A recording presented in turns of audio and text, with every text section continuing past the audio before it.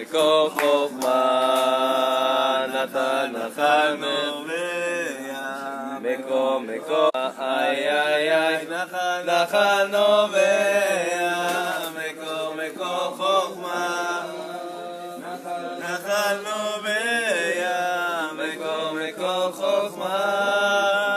Ça va très bien, ברוך השם. אני מקשר עצמי לכל הצדיקים, אני מתיישב בדורנו לכל הצדיקים, שכנע הפעם, פנינו הקדוש הצדיקים, סודרם נחנו, ומקור חוכמה רבנו, רבי נחמן פי שמחנה, נחמן אומן, זכותו יגן עלינו ישראל, אמן, בוקר טוב, בוקר אור עטוש, בוקר טוב.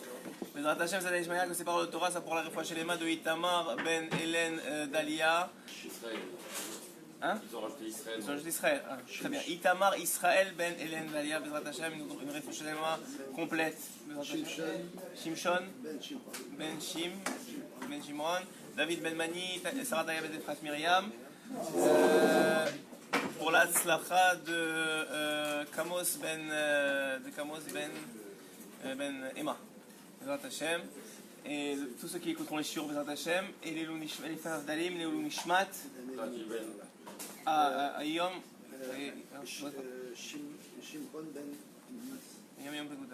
Shimron ben Pinchas, les Ulu Nishmato, et Raji ben Rachel Bezrat Hashem, et toutes les Neshama d'Israël qui se rapprochent du trône céleste Bezrat Hashem. Boker tov à tous, Bezrat Hashem. On va essayer d'aborder un sujet ensemble, un sujet qui me tient particulièrement à cœur, qu'on a abordé, en vérité ça m'a sauté aux yeux. Vous savez qu'à Tedvav on fait Maseret Sota, enfin vous savez pas, mais en tout cas ceux qui veulent se joindre à nous, on étudie Maseret Sota à Tedvav le matin, en général quand je suis pas ici. Et on est arrivé dans une Keta dans la Gemara, et qui m'a vraiment, je l'avais fait déjà, mais là ça m'a pris au trip, on dit comme ça. Gentiment, et en vérité on va voir qu'en vérité vous savez que tout le Sefer Bamidbar c'est une suite d'événements avec une suite de plaintes. On l'a vu particulièrement dans la paracha la semaine dernière, paracha Troukat, où on a d'abord la plainte de l'eau puisqu'ils ont perdu l'eau à cause que Myriam est partie de ce monde. Après ça ils ont perdu Aaron et ils ont pas perdu les nuées, en tout cas ils ne se sont pas plaints de la perte des nuées, ils ont perdu une certaine nuée, mais on va voir quoi exactement aujourd'hui, et on a vu qu'ils ne sont pas plaints, on n'a pas de plainte des nuées, et tout de suite après ils se plaignent de quoi? De la manne, qui lui est amené par Moshe. Donc finalement les trois ils ont perdu, et les trois ils se sont plaints, et on voit que comme ça, la semaine d'avant, la paracha sur les Meragelim, là, ils se plaignent de la terre d'Israël, et comme ça, ça avance, et à chaque fois on a des plaintes. Et on est tombé sur la Gemara hier, je vous lis la Gemara, la phrase qui m'a tilté, comme on dit, et regardez ce que dit la Gemara. Elle parle des Meragelim, donc des explorateurs. Elle dit Vatissa Kol Haeda, c'est 35 Amoud Aleph, la Medhe Amoud Aleph. Vatissa, pour ceux qui vont aller voir, Vatissa Kol Haeda, Vaitnu et Kolam Vaivku. Et toute l'assemblée s'est soulevée, et ils ont donné de la voix, et ils ont pleuré. Le peuple il a pleuré. Amar Rabbi Yochanan. Rabbi il a dit le nom de Rabbi Yochanan. Oto Hayom, ce jour-là qu'ils ont pleuré, Erev Tisha B'Av. C'était la veille de Tisha B'Av. Et il dit Rabbi Yochanan, Amar HaKadosh Baruch Hu. À ce moment-là, il a dit Hachem, Hen Bachu Bechia Shel Chinam. Ils ont pleuré des pleurs gratuits. Chinam c'est gratuit.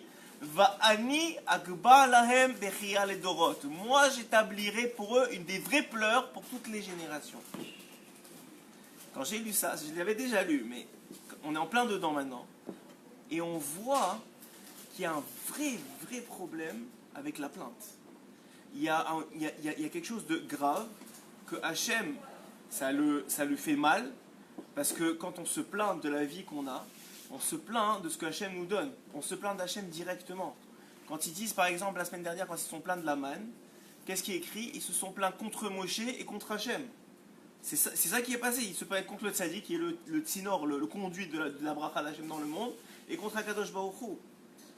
Et on voit quoi? On voit que la Gemara te dit que c'est Hachem lui-même. Il a dit quoi?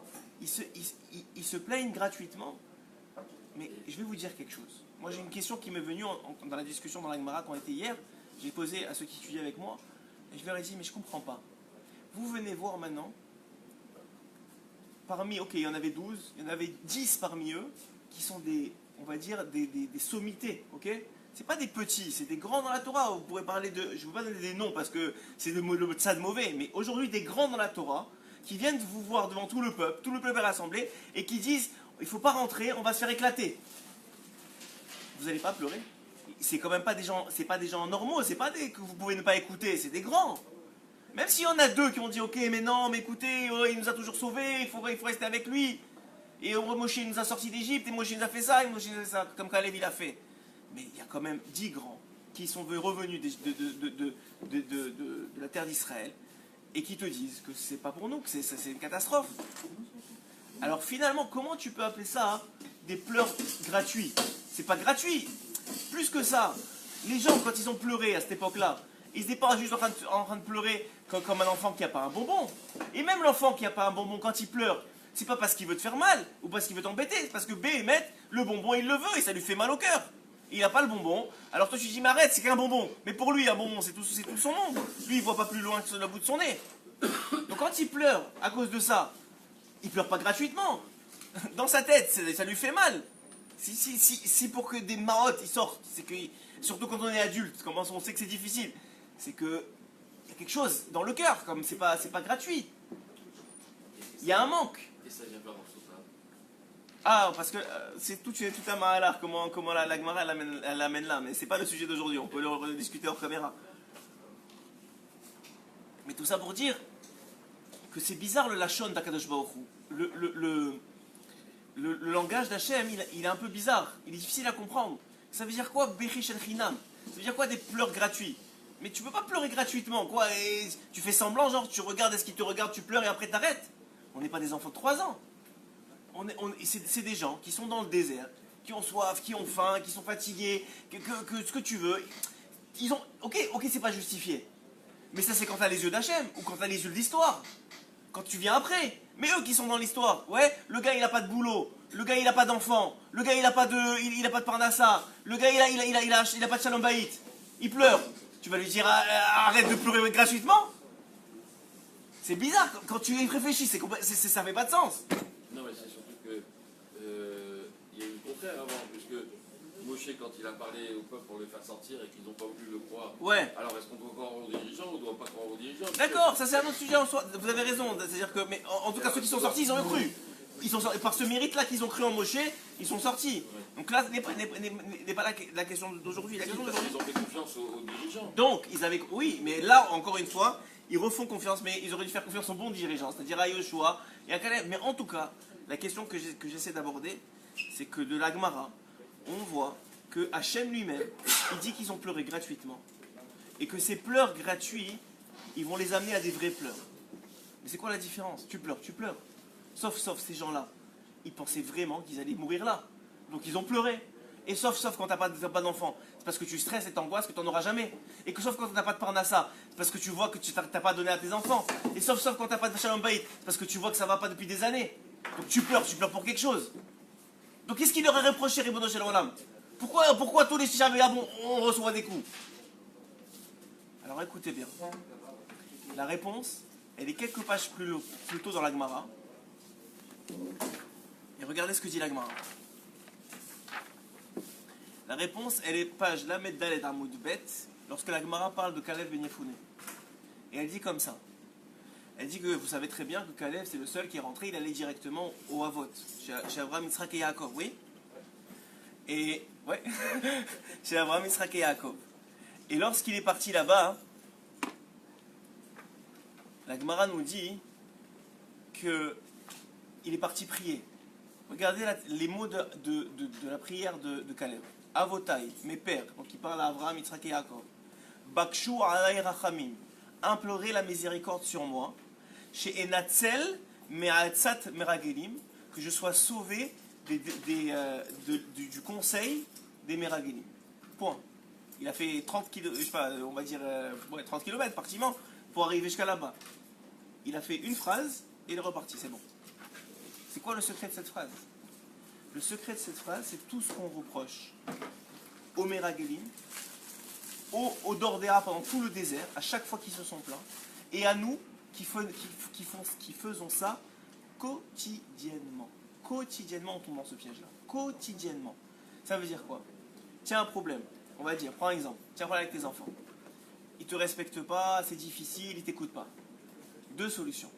Meragelim, Kalev.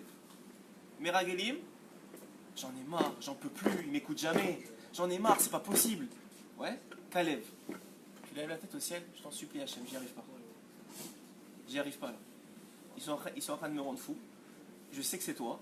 Ils sont en train de me rendre fou. Aide-moi. Soit calme-les, soit aide-moi à supporter. Mais moi, j'y arrive pas. Ça, c'est les Meragelim, ça, c'est Kalev. Ils auraient fait Kalev, ils auraient levé la tête au ciel. Ils auraient dit Hachem, tu nous as promis une terre. Ils sont en train de nous rendre fous. Aide-nous, soit que c'est pas pour nous et montre-le nous, soit que c'est pour nous et fais-nous tenir bon. Une phrase, pas plus que Kalev, une phrase dans le moment, et on t'aurait rien reproché. Il n'y aurait pas eu Tisha B'Av. Comment on appelle ça? C'est un anonyme, quoi. Comment? Vadaï. Vadaï que ça vient procéder. J'ai envie de dire que c'est un peu plus que ça. J'ai envie de dire que c'est un peu plus que ça. Parce que Choser Emouna, c'est vrai, bien sûr que c'est la chorèche de tout. On a dit, Rabbeinu il a déjà dit, tout la Emouna c'est la chorèche de tout. C'est la base de tout. Mais c'est plus fin que ça. Des fois, hein, c'est pas une tu crois en Hachem. Mais le problème, il n'est pas là. Il est que tu es pris dans la situation. Et tu as l'impression, par exemple, quelqu'un il a un problème de Shalom Bayit, ouais. Il va dire j'en ai marre, j'en peux plus de cette femme, j'en peux plus de ça. Qu'est-ce qu'il va faire? Il fait les Meraglim. Il fait la plainte. Il fait ce qu'ils ont fait la semaine dernière pour la manne. Il fait ce qu'ils ont fait la semaine dernière pour l'eau. La même chose. Ou bien, il peut lever la tête au ciel et demander à Kadosh Baruch Hu, je t'en supplie, soit arrange-la, soit aide-moi à m'arranger pour que ça me fasse plus de mal. Ça prend 2 minutes. Tu lèves la tête au ciel, tu regardes, tu penses à Kadosh Baruch Hu. Une seconde. Tu penses à Kadosh Baruch Hu et tu as réglé le problème. Et tout ça, en vérité, il nous dira maintenant Kadosh, ça vient pour faire ça. D'où on voit ça? Fin de paracha de la semaine dernière. La fin de paracha de la semaine dernière, les bénis Israël, ils se plaignent de quoi? De la manne. Pourquoi ils se plaignent de la manne? Pourquoi les bénis Israël se plaignent de la manne? On n'a pas eu une nourriture meilleure que ça dans l'histoire. C'est une nourriture qui a le goût que tu veux. On va pas aux toilettes. Votre aime, ouais. Et on n'a pas besoin de la travailler. Tu n'as pas besoin de te suer le front pour y aller. Comment tu peux te plaindre d'une chose pareille? De quoi ils se sont plaints, Birlal? Alors je vais vous dire de quoi ils se sont plaints. La routine. Non, même pas ça. Ils se sont plaints. Khazal, ils nous disent quelque chose d'incroyable. C'est que la manne, c'est vrai que c'était la meilleure nourriture du monde. Mais pour qui? Pour qui c'était la meilleure nourriture? Pour qui? Pour les tzadikim. Mais pour ceux qui ne sont pas tzadikim, plus au moins tu étais tzadik, plus il fallait travailler pour la préparer, pour la manger, plus il fallait faire des kilomètres pour aller la chercher, et moins elle avait de goût. Bah oui. Donc finalement, qu'est-ce qu'ils étaient en train de se plaindre? Pas de la manne. Ils étaient en train de se plaindre. Hachem, c'est trop ce que tu nous demandes. C'est trop de liens, c'est trop de remise en question, c'est trop d'être parfait. Quoi, ça, maintenant si je pense à une mauvaise chose et si je fais un mauvais truc, il faut que je fasse 2 km demain et tout le monde, la honte que tout le monde va me voir que j'ai fait ça. Non, ça suffit. Je préfère l'Égypte. J'étais tapé, mais au moins j'avais pas cette responsabilité-là émotionnelle. Et c'est ça dont ils se sont plaints. Et c'est quoi la réponse d'Hachem? La semaine dernière, c'était fin de la semaine dernière. C'est quoi la réponse d'Hachem? Il envoie des serpents. Qu'est-ce qu'il dit Rashi? On n'a jamais vu, Hachem il n'a pas envoyé des serpents. Pourquoi il envoie des serpents à cet endroit-là? C'est quoi l'histoire des serpents? Rashi il dit, il est en train de dire au béni Israël, c'était un remède, une allusion. Il est en train de dire au béni Israël, ah ouais?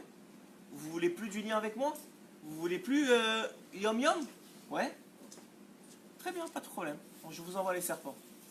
Ah ouais? Pourquoi? Parce que dit Rashi, le serpent c'est quoi? Quand est-ce qu'on le voit le premier pendant la Torah? Avec Adam et Chava. Dit Rashi, la punition du serpent c'est quoi? C'est quoi la punition du serpent? Manger la terre. Ah, voilà, alors manger la terre. Dit Rashi, le Balatorim il le rapporte aussi. Dit Rashi, c'est pas une malédiction. Si on te donne 3 millions de dollars aujourd'hui, tu vas dire au gars qui a reçu 3 millions, mon pauvre, je suis désolé pour toi.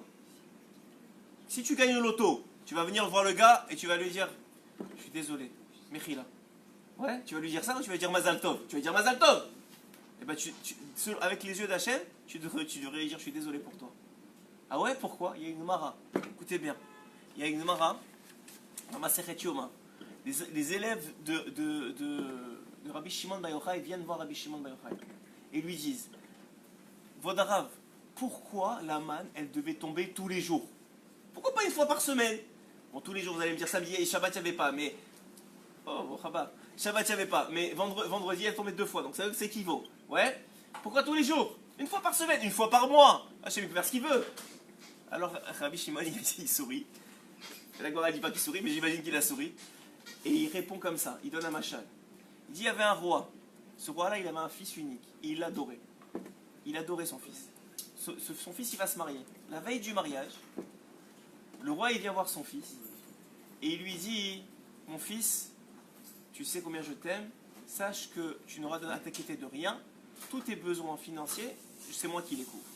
Et à ce moment-là, il lui fait un gros chèque pour le mariage. Et il lui donne. Le fils se marie, il va en voyage de noces, et le père, le roi, ne revoit pas son fils de l'année. À l'époque, il n'y avait pas de coup de téléphone, il n'y avait rien. Il ne l'a pas revu de l'année. Un an plus tard, il tape au royaume, il revient voir son père. Il dit, le père, il est content, il revoit son fils, il l'aime, il est content de le voir. Il dit, ah, Baruch Hashem, tu es revenu. Il dit, Baruch Hashem, etc. Bon, il lui dit pas tout de suite, mais dans le repas le soir même, il dit, tu sais, papa, c'est fini, les finances sont terminées. Il dit, pas de problème, t'inquiète pas, après le repas, on s'arrange. Il va alors après le repas, il lui donne quelques shkalim. Il lui dit, mais ça va pas suffire. Il dit, non, non, non, demain tu reviens, c'est que pour aujourd'hui.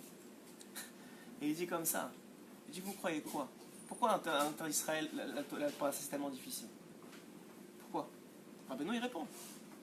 Il dit, parce que Hachem, il a les yeux du début de l'année à la fin de l'année sur la terre d'Israël. Ça veut dire quoi? Ça veut dire qu'en vérité, non, les gens de Troslares, ils disent, ouais, c'est dur, c'est dur, c'est dur. Ouais, mais si tu avais les yeux de Dieu, tu comprendrais que c'est ça la vérité, c'est ça qui est bien. C'est que tu puisses lever, c'est que tu sois forcé de lever les yeux au ciel tous les jours. C'est le principe de la manne. C'est que Hachem, il leur a dit quoi? Vous voulez être comme les serpents? Que eux, ils n'ont pas besoin de leur nourriture, elle est partout, qu'ils ont les comptes en banque pleins? Vous voulez être comme eux?